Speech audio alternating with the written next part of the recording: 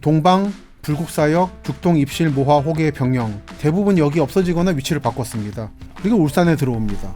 들어와서 달리역에서 갈라져서 야음이란 데로 가고, 여기서 북쪽으로 울산항, 아래로 장생포. 요 달리 야음 라인이 지금은 완전히 사라졌습니다. 몇 년 전에 울산 답사를 가서 이 야음역과 달리역 흔적을 본다고 했더니 울산 지인들이 전혀 모르더라고요. 그게 뭔지. 그러니까 울산은 도시가 확장을 빨리 했기 때문에 그때마다 울산역이 위치를 바꾸고, 한동안 태화강역 자리가 울산역이었죠. 요 근처에 만들어진 게 지금의 울산역입니다. 그래서 여러분들이 울산에 KTX로 가시면 여기서 버스를 타고 한참을 동쪽으로 가야 울산이 나타나는 경험을 많이 해보셨을 겁니다. 아마 많은 분들이 기억하시는 울산의 모습은 이때 즈음일 거예요. 울산 공업센터가 개발되고 배후 지역으로서 태화강 남쪽이 개발되는 시점. 말하자면 서울의 강남 개발 같은 거죠.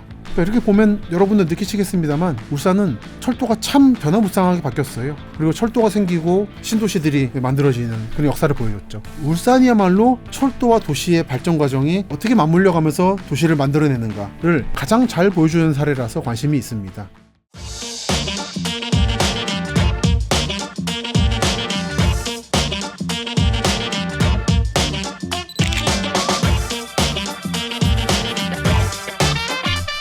안녕하십니까. 여러분의 도시로 찾아가는 김시덕입니다.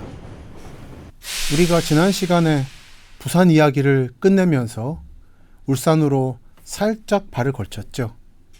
정확히는 동해선 철도를 통해서 부산에서 울산으로 가는 중에 이야기가 멈췄습니다. 오늘은 지난 시간에 이어서 본격적으로 울산으로 들어가 보죠. 그리고 지난 시간에 철도 이야기를 시작을 했기 때문에 끝을 내고 들어가겠습니다. 지난 시간에 이 자료를 보여드렸을 거예요. 1972년에 제작된 철도 약도. 이때 있었던 철도가 많이 없어지기도 했습니다. 여러분이 많이 알고 계시는 서울 쪽을 보면 제가 이렇게 동글동글하게 표시해드리고 있는 서울을 중심으로 강북 지역부터 경기도까지가 순환선을 이루고 있죠.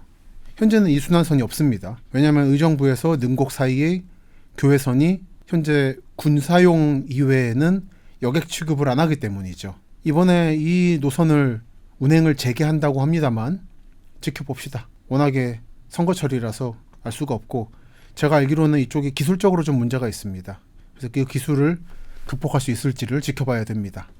한편 이 경원선, 옛날 원산 가던 라인 중에 이 구간이 상당 부분 끊겼다가 최근에 재개를 했죠. 일부 구간이. 그리고 아래쪽에서는 용산에서 효창, 동막, 서강 거쳐서 가좌, 신촌으로 돌던 경룡순환철도라고 한반도 최초의 순환철도인데, 이것도 요 효창, 동막, 서강역이 없어지고 현재는 경의중앙선 숲길이라는 이름으로 바뀌어 있죠. 원래는 아래가 용산선, 위가 경의선, 두 개의 노선, 서로 다른 노선입니다. 답사 안내하다 보면 용산선 존재를 아예 모르시는 분들이 많이 계신데, 지하로 다니는 경의중앙선이라는 게 원래 용산선이고, 현재는 그 구간을 지하로 집어넣고 위에 공원화시킨 게 경의선 숲길이죠. 그리고 보시면 서강에서 왼쪽으로 가서 방송소 앞 당일리라고 하는 게, 이게 당일리 화력발전소에 석탄 나르던 일종의 화물선이었죠. 요 라인 따라서 지금도 홍대 입구 쪽에 길쭉한 땅이 형성되어 있는데, 여러분이 아마 옷 사러 많이 가셨을 겁니다. 딱 보면 철도길이라는 게 보여요. 휘어가지고 요 방송소 앞역 플랫폼, 그러니까 열차 올 때 사람들이 기다리는 요 플랫폼 위치가 어느 편의점 앞에 있는데, 여러 차례 포장을 해서 많이 흔적이 사라졌습니다만 그거라는 걸 알고 보면 살짝 굴곡이 있어서 보입니다. 지금도 100년 전의 철도 모습이 보이죠.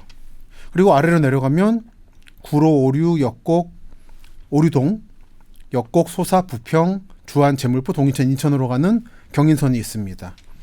이 중에 소사역은 지금의 부천역입니다. 지금의 소사역은 나중에 생겼어요.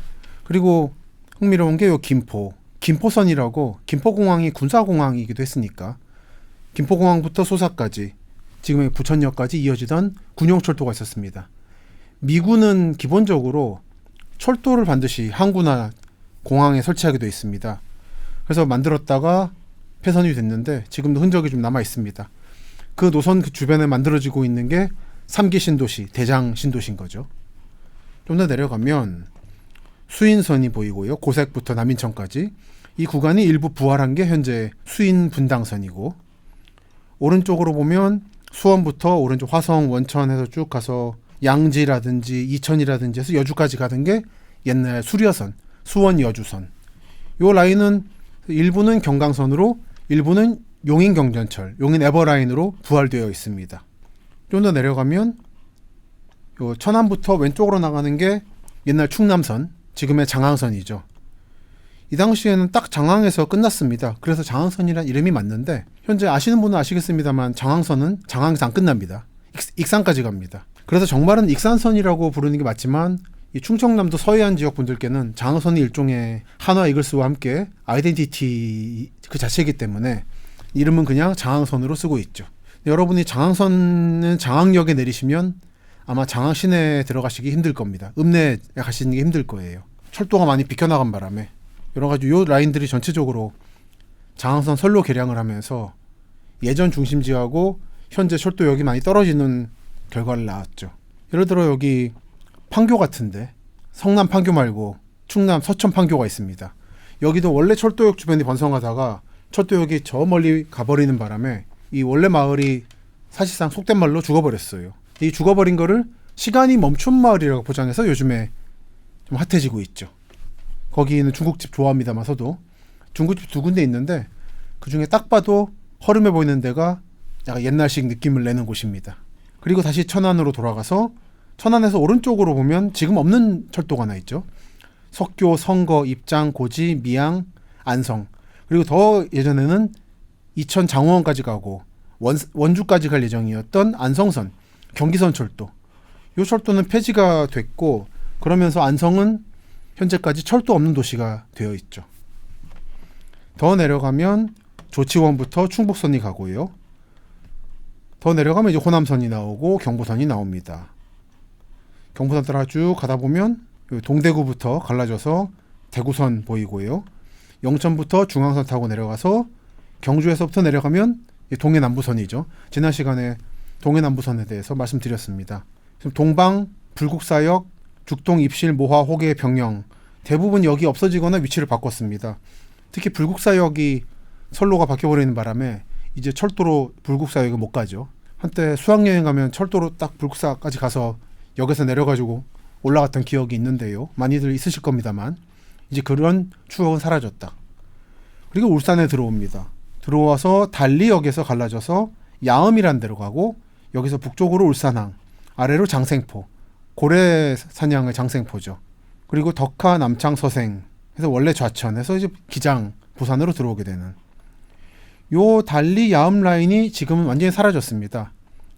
몇 년 전에 울산 답사를 가서 이 야음역과 달리역 흔적을 본다고 했더니 울산 지인들이 전혀 모르더라고요. 그게 뭔지. 그러니까 울산은 도시가 확장을 빨리 했기 때문에 그때마다 울산역이 위치를 바꾸고 한동안 태화강역 자리가 울산역이었죠. 그전에는 강북에 울산역이 원래 있다가 한번 위치 바꿨다가 태화역으로 왔다가 지금의 통도사 쪽으로 언양 쪽으로 가게 되는. 그러다 보니까 시민분들도 좀 헷갈리세요. 너무 위치를 자주 바꿔가지고 많이 바꿔가지고 그래서 이런저런 말씀을 드리면서 이게 여러분의 도시의 성장 과정을 보여주는 것이다라고 말씀드린 기억이 납니다. 오늘은 이 말씀을 드려볼 생각입니다. 이건 제가 종종 보여드리는 여객열차 시간표 1960년 2월 21일에 개정된 시간표죠. 실물은 이렇게 생겼고 몇 번 보여드렸습니다. 경전선 명봉역의 직원분이 명봉역이라 써있죠. 직원분이 아마 이렇게 넣고 다니다가 꺼내보고 사용하셨을 거예요. 그래서 얼마 전에 경정선 명봉역에 가서 이거를 그 역 앞에 두고 기념사진을 찍었습니다. 요즘에 경전선도 선로 개량을 해서 조만간에 그 명봉역이 폐지될 상황이라 폐지되기 전에 갈 수 있어서 다행이라 생각하고 있었습니다. 그래서 이 열차 여객시간표에서 오늘 말씀드릴 동해남부선 울산 지역을 보도록 하죠. 엄밀히는 동해남부선은 경주부터 부산까지죠. 그리고 부산 경주부터 포항으로 올라가는 라인은 동해중부선이었고요. 동해중부선은 좀 시대에 따라서 오르락 내리락 합니다만 대략 강릉 양양 정도까지였고 그 위로는 북부선이라고 해서 원산까지 가는 라인이었죠. 북부선은 운행을 했었고 중부선은 일제 말기인 1945년 8월까지 공사를 하다가 중단된 상태로 방치돼서 그 철로를 깔려고 만들었던 노반이라고 하는데 평평한 땅 길쭉하고 그 땅은 현재 7번 국도라든지 산책로로 바뀌어 있고요.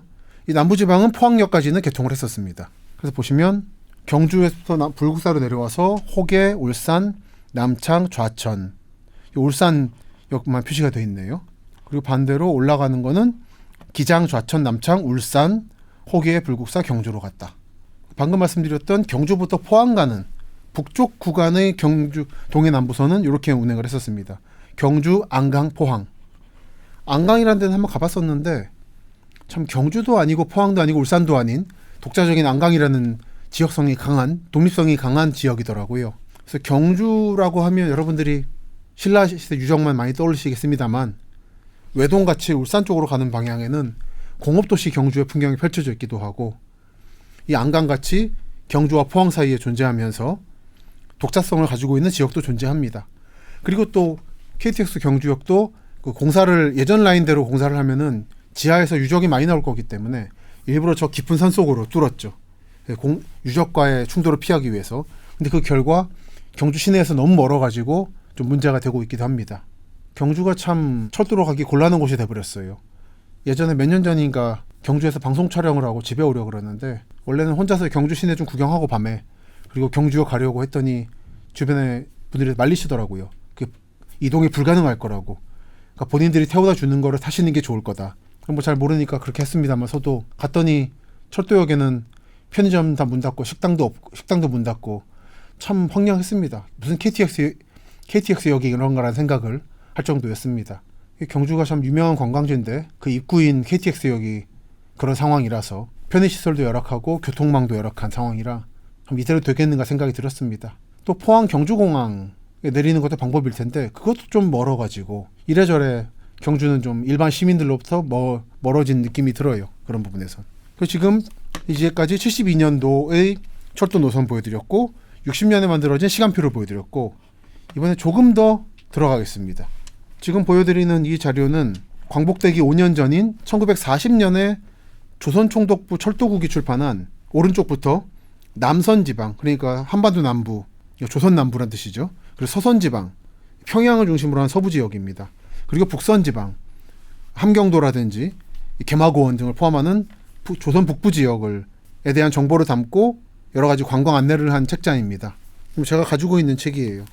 이렇게 생겼죠. 남선지방, 서선지방, 북선지방 해서 남선지방의 대표는 경주죠. 이렇게 지금의 중앙선, 동해남부선이 원형이 되는 경동선이라는 철도가 있었는데 협계입니다. 좀 좁습니다.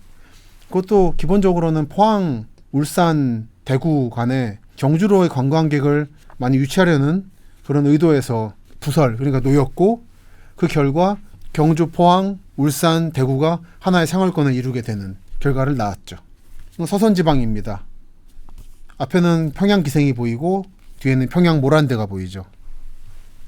그리고 이건 북선지방입니다. 북방의 개마고원 등에서 기르는 면을 얻기 위해 기르는 양, 그리고 뒤에는 청진의 청어가 그려져 있습니다. 여러분들께 전달이 될지 모르겠지만 보면은 북선지방이 제일 두껍고요. 그리고 남선지방이 그 다음 두껍고 서선지방이 제일 얇습니다. 남선지방이 이렇게 생겼고요. 서선지방이 좀 얇은 이유가 보면은 경기도 개성부터 황해도, 평안도, 평안북도를 하는데 관심이 좀 적었나 봅니다. 관광지로서의 매력이 좀 떨어지는 곳이었던 것 같아요. 사람이 많이 사는 곳이라. 남선지방은 워낙에 경주라는 게 메인 타겟이 있었고, 북선지방은 그 나름대로의 경제적으로 발달한 지역이라 아마 할 말이 많았던 것 같은데, 서선이 지역이 좀 적다라는 특징이 있고, 오늘 살펴볼 거는 이 남선입니다.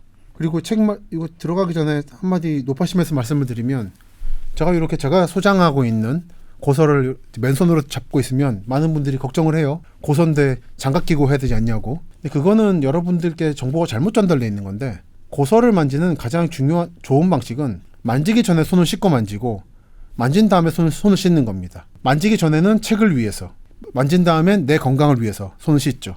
그리고 장갑을 쓰지 않는 이유는 이 오래된 종이들은 약하기 때문에 장갑이 움직임이 둔해지잖아요. 종이를 찢어버립니다. 그래서 미국이나 일본에서 국회도서관이라든지 국립도서관 등에서는 기본적으로 장갑을 쓰지 말라고 요즘에 말하고 있죠. 한국에서 이런저런 도서관이나 문고 측 사람들을 만나서 그 말씀을 드리는데 참 전달이 안 됩니다. 하얀 장갑을 끼는 게 본인들의 직업적 아이덴티티랑 관련되어 있다 생각하는 것 같아요. 이제 한편 이제 장갑을 껴야 될 때도 있습니다. 그거는 사진만 지을 때. 지문이 묻잖아요. 그래서 상황에 따라서 구분해야 된다. 아시는 분은 아시겠습니다만 제가 일본에서 고문서를 다루지 않았겠습니까? 문헌학자죠. 지방의 문고들이나 도서관에 가면 기본적으로 고서를 열람하는 옆에는 세면대가 조그맣게 있어요. 수건하고. 그래서 손을 씻고 잘 말리고 책을 보고, 그리고 볼펜 같은 거 들고 가면 안 되고, 볼펜에 거버리면은 지울 수가 없지 않습니까? 그래서 반드시 연필과 지우개를 하게 돼 있죠. 제가 한국의 일부 도서관에 유학 갔다 와서 보니까 여기저기 고서, 조선시대 고서 같은데 볼펜이 묻혀 있는 경우가 있더라고요. 유명한 교수들이 그랬다는데 참 한심한 일입니다. 고문서나 고문원에 대한 기본이 없이, 존중하는 마음이 없이 그렇게 막 함부로 다뤘던 거죠. 어쨌든 이건 제 거기 때문에, 제가 잘 다루는 법을 알고 있기 때문에 방송 촬영 전에 손을 다 씻고 그리고 만지고 있는 거니까 안심하시기 바랍니다. 이 책을 좀 보겠습니다. 남선지방 약도가 나옵니다. 보겠습니다. 우리가 지난 거의 2달 넘게 봤던 부산 쪽이 먼저 보여요. 관부 연락선, 그러니까 부관페리오죠. 관박 연락선. 이건 시모노세키 가는 거고, 관박은 하카타 가는, 그러니까 후쿠오카 가는 라인이라는 거죠. 그래서 이 부산에서부터 부산진으로 오면, 부산진부터 갈라지죠. 왼쪽으로 가면 경부선, 구포, 물금, 양산 물금 나오고, 삼량진에서 위로 올라가면 밀양, 청도 하는 경부선이고, 아래로 가면 한참 공사가 진행 중이던 경전선, 경상도 전라도선, 경전선이죠. 그래서 창원에서, 지금 창원과는 전혀 다른 시골 창원이었죠. 그 창원에서 갈라져서 하나는 진해로 가고, 여기는 해군사령부가 있다 보니까 이렇게 철도를 놨고요. 그리고 창원에서 더 서쪽으로 가면 함안, 진주까지. 이 책이 만들어지던 40년 시점에는 진주까지만 만들어졌던 거죠. 더 가서 하동, 광양, 순천으로 간다, 공사할 거다라고 선이 넣어 있었고, 한편 이쪽에는 여수부터는 전라선이 운행을 하고 있었습니다. 이 구간을 잇는 게 이 시점에는 현재 계획 중이었던 거죠. 다시 돌아가서 오늘의 테마인 동해남부선으로 가면 동래 해운대가 보이고, 기장, 좌천, 서생, 남창, 울산이 나옵니다. 울산만. 수영부터 해서 울산만으로 오는 배도 있었고요. 더 올라가서 울릉도라든지 원산 들어가는 제진 등으로 가는 배가 보입니다. 그리고 하나의 배는 울산부터 출발해가지고 영일만으로 들어가서 포항, 학산으로 갔죠. 그래서 보시면 울산 지나서 불국사, 석굴암, 경주, 그래서 둘러 갈라져서 왼쪽으로 가면 경경남부선이라고, 이게 중앙선입니다. 예전에는 경경선이라 불렀어요. 경성하고 경상도를 잇는다 그래서. 그러다가 이제 중앙선 이름 바꿨고, 영천에서 대구의 동쪽에 있죠. 영천에서 갈라져서 하나의 대구선. 그래서 대구로 들어가는. 여러분이 흔히 가시는 대구는 동대구역이죠. 그러니까 대구역은 지금도 있고, 동쪽에 동대구, 서쪽에 최근 KTX 전용역으로 서대구역이 만들어졌죠. 위에 팔공산도 보이네요. 경상도 도민분들의 마음의 고향 같은 산이죠. 다시 이제 돌아와서 경주에서 올라가면 동해 중부선이 보입니다. 이거는 경주부터 양양, 강릉까지 간다는 전제하에서 이름을 중부선으로 했는데, 1945년 8월에 일본이 전쟁에 지면서 공사가 중단됐죠. 그러면서 통합해서 이름을 동해남부선으로 바꿨습니다. 그러니까 이름이 좀 왔다 갔다 해요, 중부선이. 그래서 포항이 있고 학산이 있는, 요게 동해남부선입니다. 앞으로 몇 회에 걸쳐서 이 동해남부선을 따라서 왔다 갔다 할 생각입니다. 그래서 이 남선지방의 책자를 좀 더 넘기면 이렇게 하나가 펼쳐져요. 지도가 첨부되어 있습니다. 조선총독부 철도국, 그러니까 관공서에서 만든 책자라서 그런지 종이가 단단합니다. 그래서 보시면 이게 경주 및 부근 약도, 워낙에 남선지방의 관광 스포트는 경주였기 때문에 이 부분이 특별하게 강조되어 있습니다. 동해 남부선이 있고요. 괴릉, 석불, 영지 등이 보이고, 방형분, 네모난 분묘, 무덤이 보이고, 요 불국사, 북콕구지라고 되어 있는 게 불국사죠. 예전에 이 불국사역에 내린 분들 많으실 겁니다. 여기서 걸어 올라가면 불국사, 석굴암이 보이죠. 또 올라가면 신문왕릉, 망덕사지, 사천왕사지, 선도광릉 등이 보이고요. 낭산 지나서 왼쪽으로 가면 안압지가 나타나고, 임해전지, 첨성대 등이 보이면서 계슈, 경주역에 나타납니다. 여러분이 대부분 기억하시는 예전 경주역은 이 경주역이죠. 이 경주역은 일종의 문화재로 간주되기 때문에 철도는 더 이상 운행하지 않지만 역 자체는 남을 거고, 그러다 보니까 요 최근에 철도가 옮겨가면서 유유부지가 된 이 동쪽 지역 가시면은 철도 관사촌, 철도 직원들이 묵던 관사촌이 대규모로 만들어져 있는데 이것들이 어떻게 될 것인가가 주목되는 지점입니다. 그래서 보시면 이제 철도가 복잡해요. 부산, 울산부터 올라온 철도가 이렇게 경주 올라와서 하나는 위로 올라가서 유자를 틀면서 내려가는 요게 경경선, 그러니까 중앙선이고, 청량리까지 가는 경주역에서 남쪽으로 내려갔다가 U자를 그리면서 올라가면 이게 동해 중부선, 그러니까 해방 후에는 동해 남부선입니다. 그러니까 이렇게 보면 아시겠지만 경주는 근대 이후에는 철도의 요충지였습니다. 경주 하면은 신라밖에 떠올리지 않은 분들이 계신데 여기 그 신라는 경주역의 남쪽 지역이었고요. 그 남쪽 지역을 주로 피해서 북쪽에 만든 거죠. 그리고 이 철도역의 왼쪽에는 조선시대 때 경주 읍성이 있습니다. 그러니까 신라시대 때 유적지를 피해서 조선시대 때, 고려조선 때 읍성이 만들어지고 그 외곽 지역에 철도가 만들어지는 전형적인 원도심, 구도심, 신도시의 구조가 보이죠. 그리고 지금은 이 모든 게 다 사라지고 철도는 제가 왼쪽으로 하고 있는 김유신묘 넘어서 서쪽에 새로 만들어졌습니다.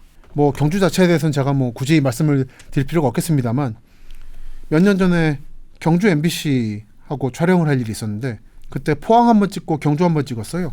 그때 경주에 대해서 찍자 그래서 제가 신라 경주만 얘기 안 하면 다 응하겠다, 이 진행에. 이 경주는 조선시대 경주도 재밌고 근현대 경주도 이 철도 요충지로서 중요한데 너무 신라만 얘기해서 좀 지겨운 부분이 있다 했더니 그 방송국 PD분도 동의한다고, 본인도 신라가 아닌 경주를 좀 찍고 싶다고. 그러니까 물론 신라 훌륭한데 그것만으로 영혼이 말하는 건 좀 재미없잖아요. 딴 얘기도 같이 해야 재밌는 거죠. 그리고 경주는 간포같이 바다도 있죠.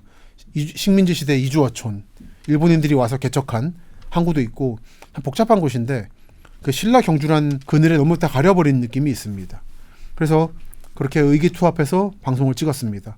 그리고 이렇게 해서 경주가 나오는데 제가 오늘 경주 얘기를 좀 길게 드린 게 이번 도시아사 동남권 편에서 경주나 대구 말씀을 드릴까 안 드릴까를 지금 고민을 하고 있어서 아마 일단 안 드릴 가능성이 있습니다. 그래서 오늘 좀 말씀을 드렸습니다. 그래서 책자를 펴면 이런 식으로 느낌이 된다라는 거고요. 남선지방, 부산, 동래와 해운대, 통도사, 경주, 대구, 고령, 해인사 계곡, 진해, 마산, 진주, 속리산, 요 정도가 남선지방이었나 보네요. 오늘 테마가 되는 지역을 좀 보겠습니다. 보시면 범어사가 보이고 해운대 온천 보이고 그 다음에 통도사가 보이고요. 그 다음에 경주가 나타납니다. 경주가 참 두꺼워요. 이 책 보고 관광 오라는 거니까. 관광 오라는 건 왜 그러냐면은 지금도 일본은 그렇습니다만 철도는 수익이 나는 흑자 산업입니다. 한국은 공공시설이라 그래서 철도 요금을 너무 낮게 지금 묶어두고 있거든요. 그러다 보니까 서비스가 당연히 나빠지고 신규 노선을 투자할 자금이 늘 부족합니다. 게다가 요즘에 논란이 되고 있는 무인수천 문제도 어느 정도 영향이 있고요. 수익이 나야 되는데 공공 서비스로서 철도가 자리매김하다 보니까 안타까운 부분들이 있습니다. 근데 일본은 이때나 지금이나 기본적으로 철도를 통해서 신도시도 개발하고 수익도 낸다. 그 돈을 가지고 다시 철도 노선을 확장한다라는 그런 식의 마인드를 가지고 있죠. 그래서 도쿄 외곽의 신도시 같은 거는 기본적으로 사철, 그러니까 민자철도 회사들이 신도시 개발권과 철도 부설권을 같이 가지고 움직이죠. 뭐 타만 뉴타운 같은 곳이라든지 댕해 초후 같은 곳이 대표적인 곳들이죠. 이게 결국은 이제 국가 시스템을 공공 위주로 보느냐 민간 위주로 보냐라는 이제 근본적인 세계관 차이인데 저는 자본주의 시스템에 맞는 건 민자 위주로 생각을 하고 있고 이번에 총선을 앞두고 청주 쪽에 CTX 개념이 제시가 됐습니다. 민자를 도입해서 철도를 놓는다는 건데 현지 분들은 걱정이 많으세요. 하지만 그게 방향적으로 맞는 겁니다. 다 국비로 깔면은 결국은 최저 요금으로 되다 보니까 만들고 나면 서비스 개선도 힘들고 철도 노후화되고 그렇습니다. 결국은 자본주의 국가에서는 민자로 가야 된다 생각을 합니다. 그런 부분에서 충독국, 철도국이 수익을 올리기 위해서 이렇게 안내책자를 만들었다라는 걸 이해하실 수 있겠습니다. 수도권에서 유명한 게 안양 유원지죠. 안양 유원지 같은 데가 안양역의 이용객을 늘리기 위해서 유원지를 개발한 사례죠. 그게 규모가 커지면 신도시 개발로까지 이어집니다. 한국은 신도시 개발한 다음에 국가가 철도를 놔달라고 아우성을 치고 그리고 신분당성하던 민자철도를 놓으면 요금 너무 비싸다고 말을 하는데 그러면 민간에서 개발할 의욕이 상실되는 안타까움이 있는 거죠. 경주가 나타나고 대구입니다. 사진이 있는데 사진은 대구시장 보이고 대구 사과, 대구 능금이라고 보이네요. 이렇게 쭉 나옵니다. 해인사, 진해 마산, 진주, 속리산, 그리고 뒤에 보면 선만 안내소, 조선과 만주 여행을 알고 싶으면 여기로 연락하세요라는 거죠. 조선, 만주, 진화, 그러니까 중국에 관한 각종 질문 응답, 여행 통관, 화물에 관한 설명, 활동 사진 및 강연 출장 등을 합니다. 도쿄, 니가타, 스루가 나고야, 오사카 시모노세키, 모지, 나가사키, 오타루. 그리고 뷰로 안내소, 관광 안내소. 조선 내에서는 아래에 있는 각 지역에 저펜 투어리스트 뷰로, 일본 여행협회 안내소가 있습니다. 이용해 주세요. 그래서 부산, 대구, 대전, 경성, 평양, 신의주, 원산, 함흥, 청진에 안내소가 있다고 하네요. 남선지방 1940년 판 조선 총독부 철도구 이렇게 되어 있습니다. 제가 지금 1945년, 40년, 60년 그리고 72년 자료를 보여드렸습니다. 그래서 이렇게 보여드린 이유가 이 지역은 철도가 참 중요한 곳입니다. 근데 그 중요성이 상당히 잊혀져 버렸다고 하는 안타까움이 늘 있어서 좀 강조를 했고요. 지난 시간에 보여드렸습니다만 다시 한번 1963년 이 지역 지도를 살펴보겠습니다. 이거는 국토지리원, 국토정보 플랫폼이라고 하는 서비스를 운영하는데요. 들어가시면 누구나 보실 수 있는 자료입니다. 철도가 여기 제가 동글동글 표시하고 있는 이 지역으로 올라오죠. 동래군을 지나서 여기 들어오면 남창역이 보이고요. 올라가서 울주군 올라오시면 울산시입니다. 여기 울산만, 여기 보시면 장생포리라고 보이네요. 그래서 올라가면 여기가 달리역입니다. 지금은 달리역은 흔적도 없습니다. 그래서 태화강을 건너가면 여기가 울산 구도심이고 여기에 울산역이 보이네요. 원래는 성남동 쪽에 있다가 한번 위치를 옮겼습니다. 그랬다가 다시 한번 울산시가 태화강 남쪽으로 크게 확장을 하면서 요 제가 동글동글 표시해드리고 있는 요 지점쯤으로 위치를 옮긴 게 태화강역이죠. 그리고 지금 보시는 요 각종 마을들이 있고 산촌 같은 어촌 같은 느낌의 지역이 전부 다 공업단지로 개발되는 게 울산 공업센터 개발인 거죠. 보시면 달리역에서 나와서 철도가 하나 갈라져 나옵니다. 그래서 여천리에서 또 갈라져 나오죠. 야음역입니다. 달리역, 야음역. 그래서 야음에서 북쪽으로 갈라져 나오면 울산항역으로 가게 되고요. 남쪽으로 이렇게 내려오면 장생포역으로 오게 됩니다. 그래서 철도가 더 들어가는 거는 각종 화물철도 용도인 거죠. 용잠, 그리고 용현 이런 데가 다 현재는 울산 신항이라든지 공업단지로 되어 있습니다. 이때 1963년이니까 대략 60여 년 전의 지도인데요. 이때 풍경은 지금 찾아볼 수가 없죠. 보시면 염전도 보이죠. 이 염전도 당연하게 다 공업단지로 바뀌었습니다. 매립돼서. 지금 울산에서 예전 100년 전의 울산의 모습을 보여주는 거의 유일한 곳은 울산역, 옛날 울산역 주변에 울산 원도심 정도인 것 같아요. 그리고 요 끝 북쪽에 개발되고 있는 게 우정혁신도시라고 하는 울산의 신도시죠. 그래서 올라가면 철도가 다시 쭉 가면서 울주군을 통과해서 월성군, 그러니까 경주로 들어가게 됩니다. 이게 앞으로 몇 회에 걸쳐서 여러분과 함께 살필 울산, 경주, 포항의 기본 구조입니다. 한편 최근에 울산 가보신 분은 아시겠습니다만 울산역이 태화강역에서 옮겨서 통도사 쪽으로 갔죠. 언양 쪽으로. 이게 동쪽에서 서쪽으로 간 거라서 방금 보여드린 지도에는 지금의 울산역 주변은 보이지가 않습니다. 그래서 제가 다른 지도를 하나 준비했어요. 보시면 방금 보셨던 울산역과 울산 원도심이 보이고요. 여기서 태화강 따라서 쭉 올라가면 도로가 나타나고 도로가 여기서 만납니다. 서부리, 남부리, 동부리 이렇게 동부, 서부, 남부나 동문, 남문 이런 게 쓰면은 여러분도 아실 수 있죠. 옛날 읍성에 있었던 거죠. 읍성의 서쪽에다 동쪽에다 남쪽이다라고 말하고 있는 거죠. 여기가 언양읍입니다. 당시는 언양면이었죠. 울주군 언양면. 커져서 언양읍이 된 거고 요 근처에 만들어진 게 지금의 울산역입니다. 그래서 여러분들이 울산에 KTX로 가시면 산골짝 한가운데 내려줘요. 그러니까 물론 이제 언양면읍이 있긴 한데 주변이 산으로 가로막힌 지역이고 여기서 버스를 타고 한참을 동쪽으로 가야 울산이 나타나는 경험을 많이 해보셨을 겁니다. 이 구조인 거죠. 태화강의 상류와 하류를 잇는 이게 현재 울산의 기본 구조다라고 이해하시면 되겠습니다. 그래서 이랬던 곳이 지도를 볼까요? 지도를 몇 개 보면서 울산의 변화를 짐작해 보겠습니다. 지금 보시는 지도가 방금 보여드렸던 1963년 지도입니다. 그래서 태화강 북쪽에 두 개의 중심이 형성되어 있는 게 보이시고요. 남쪽으로는 빈땅이랄까요? 농촌이 보입니다. 농촌 마을도 보이고요. 삼산이라든지 달리라든지 보입니다. 월평, 우정동, 우정혁신도시, 우정이 보이고 여천도 보이고, 여천하면 지금은 여러분들께는 여천공단으로밖에 이미지가 없으시겠습니다만 한적한 농촌 마을이었던 거죠. 요게 63년 염전도 있고 바다가 있는 어떻게 보면 평화로운 어촌 마을이었습니다. 이랬던 것이 11년 뒤인 1974년의 지도를 보면 상황이 많이 달라져 있습니다.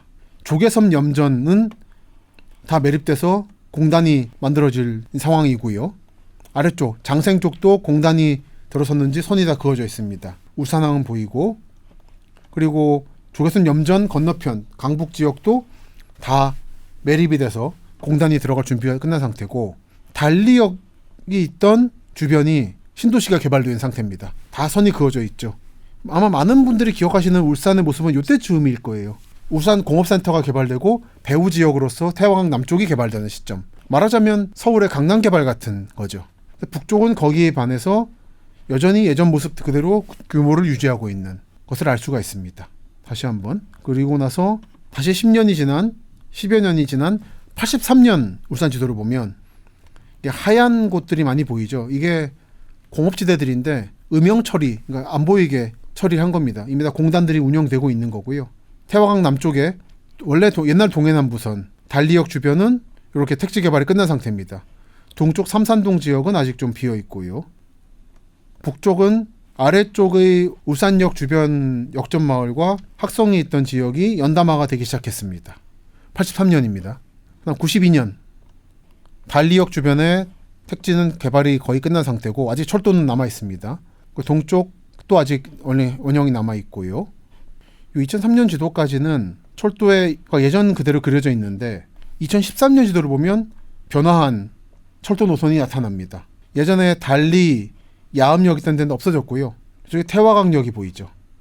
제가 예전에 대학교 1학년 때니까 94년이네요. 그때 처음으로 울산에 사는 선배를 만난다고 역에 내렸는데 아무것도 없고 여기서부터 버스를 타고 한참을 빈 땅을 통과하니까 시내가 나타났던 기억이 있어요. 이 삼산동, 태화강 남쪽에 비어있던 이 지역이 개발되기 전의 모습인 것 같습니다. 돌이켜보면. 그러니까 2014년을 보면 예전에 달리역이나 야암역 주변은 다 개발이 끝났고요.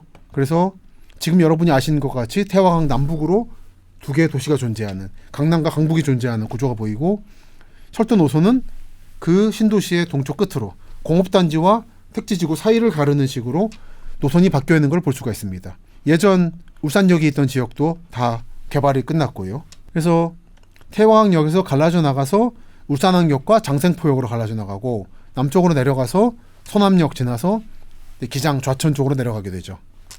그 북쪽으로 가면 이제 경주 포항으로 가게 되는 거고, 이게 많은 분들이 기억하실 동해남부선의 모습일 겁니다. 보시면은 많은 분들이 기억하시는 울산역은 지금의 태화강역 자리인데 2003년에 고속철도 울산역을 만들기로 해서 2010년에 울산역이 지금의 울산역에서 영업을 시작했다. 그러니까 제가 방금 보여드린 것처럼 2003년의 지도에서는 이렇게 보시면 울산역이 표시가 되어 있죠. 태화강역이 아니라 여기가 울산역이었던 거죠. 이때까지는 아직 철길이 남아 있었던 거고, 예전 철길도 그러니까 새로운 개량한 철길도 보이고, 13년이 되면 여기는 이미 울산역이 아니라 태화강역으로 이름 바꾸고 KTX 울산역은 저쪽에 영업을 시작한 상태. 그리고 시내에 있었던 예전 동해남부선 철길은 사라진 상태라는 게 지도에 반영이 되어 있습니다. 그러니까 이렇게 보면 여러분들 느끼시겠습니다만 울산은 철도가 참 변화무쌍하게 바뀌었어요. 그리고 철도가 생기고 신도시들이 만들어지는 그런 역사를 보여줬죠. 울산 이야기를 할 때 고래 그리고 울산 공업센터만 얘기합니다만, 저는 뭐 철떡이라고 불리기보다는 철도가 도시를 만들어내는 과정에 관심이 많은 사람인데, 제 주변에 진짜 철떡들이 있습니다만 제가 관심 가지는 이 부분은 철떡이라 부르지는 않습니다. 그래서 저는 철도와 도시의 관계에 관심 있는 사람이다 라고 이해하시면 될 텐데요. 이 울산이야말로 철도와 도시의 발전 과정이 서로 어떻게 맞물려가면서 도시를 만들어내는가를 가장 잘 보여주는 사례라서 관심이 있습니다. 그래서 오늘 좀 울산의 첫 시간에 이런 변화의 모습을 좀 차분하게 살펴봤습니다. 마지막으로 지금과 같이 선로가 동해남부선이 개량되기 전에 예전 울산역은 울산 주변의 철길 또는 철도역들은 어땠는가를 몇 개 사진을 보여드리고 끝을 내려 합니다. 계속 보셨겠습니다만 달리역이라는 게 중요했었죠. 이게 78년 지도인데요. 울산고등학교가 보이고 달리역이 보입니다. 그래서 보시면 학교가 약간 비스듬하게 깎여 있죠. 주변은 선은 그어져 있고 아직 택지 개발은 아파트들은 안 들어온 상태. 이게 현재 울산공업고등학교 보이고요. 제가 빌라 하나를 찍었는데 여기가 옛날 달리역 자리입니다. 지금 흔적도 없어요. 그리고 그 다음에 야음역. 달리역에서 갈라져 나와서 야음역에서부터 이제 두 개를 다시 둘로 갈라지죠. 하나는 울산항역, 하나는 장생포역으로 가는데 보시면 여기 야음역이 보이고요. 위에 여천도 보이고 그다음에 야음동 둘로 갈라져 나갑니다. 신여천. 여기 보시면 신화마을이라고 보이죠. 보시면 최근 지도에 신화예술인촌이라고 약간 이제 벽화마을이라는 느낌은 여러분 무슨 말씀인지 아실 겁니다. 아파트로 개발되지 않고 옛날 집들이 남아있는 벽화도 그려지고 그러다가 예술인들이 들어가서 요즘에는 예술인촌으로 불리고 있더라고요. 그 예술인촌에서 조금 가시면은 주유소가 보이고 그 왼쪽으로 가면 옛날 야음역 자리가 보입니다. 요게 지금도 남아있는 야음역 철도관사 건물입니다. 딱 한 채 남아있는 걸로 알려져 있어요. 울산 지인들하고 같이 갔는데 전혀 모르고 있더라고요. 야음이 이런 데였냐고. 그리고 요게 방금 말씀드렸던 야음역 철도관사 주유소에서 바라본 신화마을 지붕 없는 미술관이라고 되어 있네요. 아직 여기를 안을 들어가 보질 못했는데 다음 답사할 때 좀 들어가 볼까 싶습니다. 요게 야음역. 그리고 야음역에서 북쪽으로 갈라져 나온 울산항역이 이렇게 생겼습니다. 이거는 외부에 개방된 역이라서 사진을 찍었고요. 보시면 울산항이라고 조그맣게 역이 되어 있습니다. 여기는 일반 여객 취급을 안 하기 때문에 역사가 크진 않고 딱 이제 사무적으로 필요한 만큼만 이렇게 역이 만들어져 있는 거죠. 그리고 여러분들이 울산 시내에 가시면 예전 울산역 위치에 철도 관사 건물이 하나 남아 있는데 굉장히 외진 안쪽에 깊이 있어가지고 잘 못 찾으시더라고요. 보시면 오른쪽에 딱 옛날 일본 목조 건물처럼 보이는 집이 하나 보이죠. 이게 최초의 울산역에 있었던 철도 관사입니다. 그러니까 골목 깊숙이 들어가면 있기 때문에 잘 모르시던데 인터넷에서 여러 정보를 검색하신 다음에 들어가시면 아직은 남아있는 걸로 알고 있습니다. 지지난해쯤에 답사했을 때에도 있었어요. 그리고 지금 울산 도심 성남동에 가시면은 이런 표시가 되어 있을 거예요. 경동선 울산역 급수정. 예전엔 증기기관차로 다니니까 차에 물을 줘야 됐거든요. 그 물을 정이라고 우물에서 뽑아서 탑에 뒀다가 그 물을 내려보내서 낙차를 통해서 차까지 보내는 급수정과 급수탑이 존재하죠. 많은 경우는 여러분은 예전 역에 가시면 급수탑을 많이 보실 텐데 이 급수정이 이 울산역 예전 울산역 자리에 남아 있습니다. 이런 식으로 급수정, 급수탑, 증기기관차. 이 급수정이 지금도 이렇게 관광 스포트가 되어 있습니다. 이 근처에 울산역 철도 관사가 남아 있어요. 그래서 여기가 원래 최초의 울산역이었다라는. 태화강 북쪽에 있다가 태화강 남쪽에 있다가 지금은 태화강 상류로 옮겨가는. 그게 울산의 변화인 거죠. 이런 정도로 말씀드리면 이제 울산 철도에 대해서는 기본적인 말씀은 다 드린 것 같습니다. 그럼 이 시간은 여기서 마치고요. 다음 시간은 조금 더 울산 시내로 들어가 보겠습니다. 수고 많으셨습니다.